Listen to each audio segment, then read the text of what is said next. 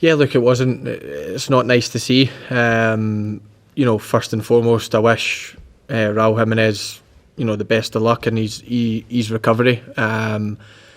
I know firsthand how it can affect the Wolves players as well, so my thoughts are with them and their manager. Obviously I was involved in the Hull City Chelsea game where Ryan Mason unfortunately got his bad injury, which he never recovered from, and I know how much it affected our squad as well as him and his family personally. So my thoughts and prayers are with them first and foremost.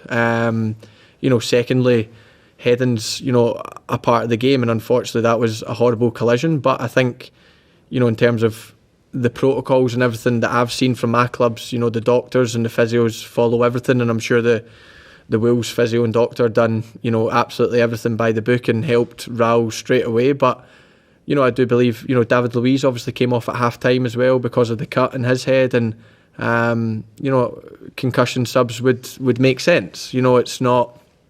It's not a natural injury, getting concussion or whatever like that. And, for me and the players, I think it would make sense. But, hopefully that's maybe something that can get brought in. But it's a bit sad that, something this serious has to happen for it to be brought up in conversation. I think it should have been in the first place. But, look, we'll wait on seeing that. But, like I said, my thoughts, straight away are not about concussion substitutions. It's about the thoughts and prayers of Raul and all his family, because it'll be a tough time for them, and I wish him a speedy recovery, and hopefully we can see him on a football park very soon. Look, the schedule is hectic. It's not there's no secret of that because of COVID, and we had to kind of make up time and stuff. But I don't think the schedule is. It's always going to be hectic. We knew that, and the schedule can't change because we need to get all these games in and all the different competitions. So we get our head around that, but I just think maybe we could get a little bit more help from it. I think maybe I think my manager's been probably the most vocal on it, but I know a lot of managers are maybe crying out for 5 substitutions or different things that can maybe help. I know that in different leagues, it's I know obviously up in Scotland they've got 5 substitutions just now, and I know by speaking to they boys it makes a massive difference because their schedule's also hectic, and I just believe that we should be trying to help the players because I don't know the exact percentage or the exact number, but a lot more muscle injuries have happened this season. It seems every game that I watch on telly or every game I'm involved in, then somebody's going off injured with something. And I think the Premier League is the best league in the world, but you want your best players on there, and you want all squads to have their best team available and being able to compete for different things. And we're maybe not seeing that as much just now because players are unfortunately picking up muscle injuries. So I just think maybe we could get a little bit more help. But look, we'll crack on with it. We'll let that kind of get decided elsewhere, and as it stands, we'll prepare for a game every 3 days as it stands, and we'll try and be as fit and as healthy as possible. Look, Ajax are a quality opposition, and like you said, we have a lot of foreign players in the Premier League now that you become more accustomed to playing against these types of players. So I think the difference between them both isn't as big as it maybe once was. But look, of course, it's a different style of play. They play in a different league and everything that goes along with it, and you don't know their players inside out as much as you do the Premier League teams. But like you said, we're playing one of the European giants tomorrow night. Their history is phenomenal, and their team just now is an excellent team. So we know we're in for a tough task tomorrow night, but we know what's at stake. We know if we win, then we'll be through to the last 16, and that's always the aim. We want to go far in this competition, and by doing so, we need to get through the group stages first and foremost, and we've got a chance to do that tomorrow night. So it's important we try and keep that in our minds and do everything we can to win this game and hopefully finish top of the group.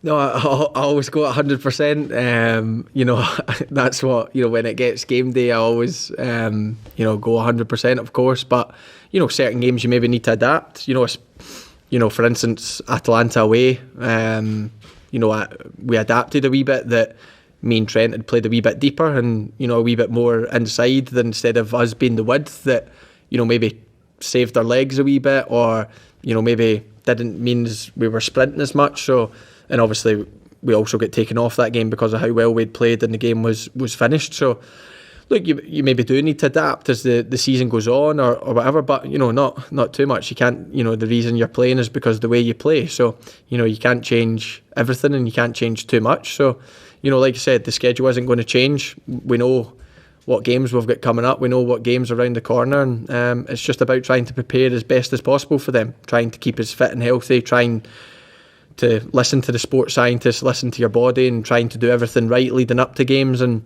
so far, touch wood, but I've been okay and I've been fit, and hopefully that continues, because obviously the schedule's not going to get any easier, but hopefully I can stay fit as healthy as I am just now.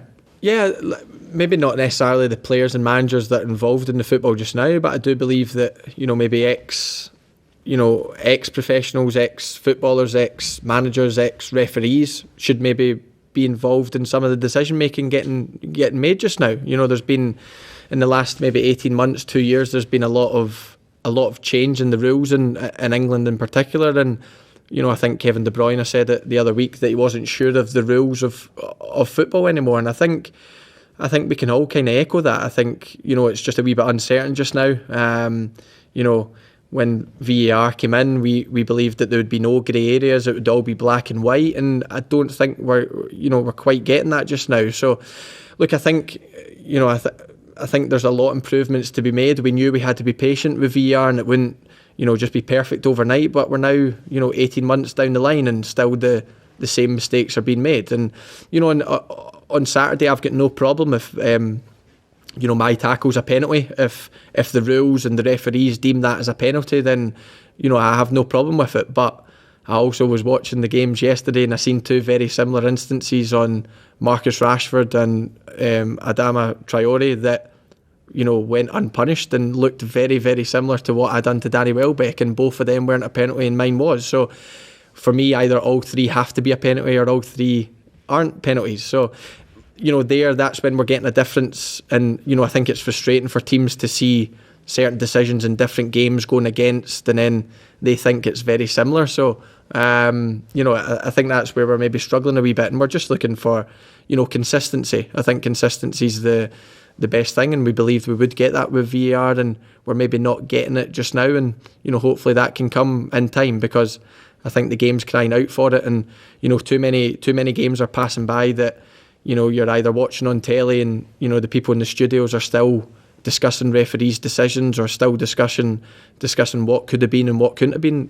I didn't think that was possible after VAR, but it's now becoming possible. And for me, if that's still going to be a discussion and still going to be a thing, then I would much rather leave it up to the referee's naked eye. It's much easier to accept mistakes then than it is when so much technology is around it, because when referees make mistakes, it was just that what they seen in that moment. And we go out in football parks and make mistakes all the time, so they were no different, and it was easier to accept. But now that you have technology and so many cameras that they have all angles, and they have a second referee that's watching the game from a telly, then it just makes it that bit more difficult, I think.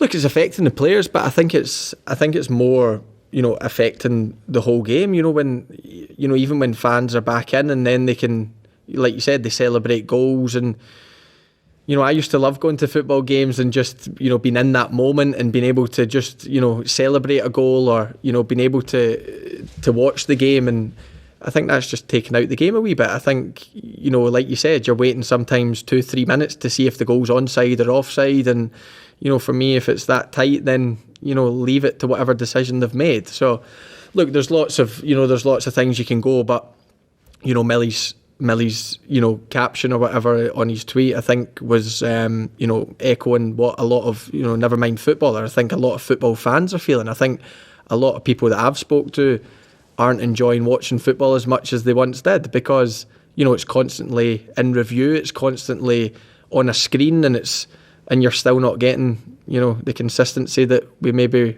we're looking for. So look, for me, I agree with Millie. I agree with what he's saying, and I think a lot of footballers and a lot of fans would agree also. And it's important not to, because football is a great game. It's a great game which we fell in love with, and still are in love with, and it's important we don't lose that fact, because I'm all for change. I know times change, and I know we have to move with the times, but it's important to remember the key values of football and the key values of our sport, which made us fall in love with, and I think it's important to keep that in their minds.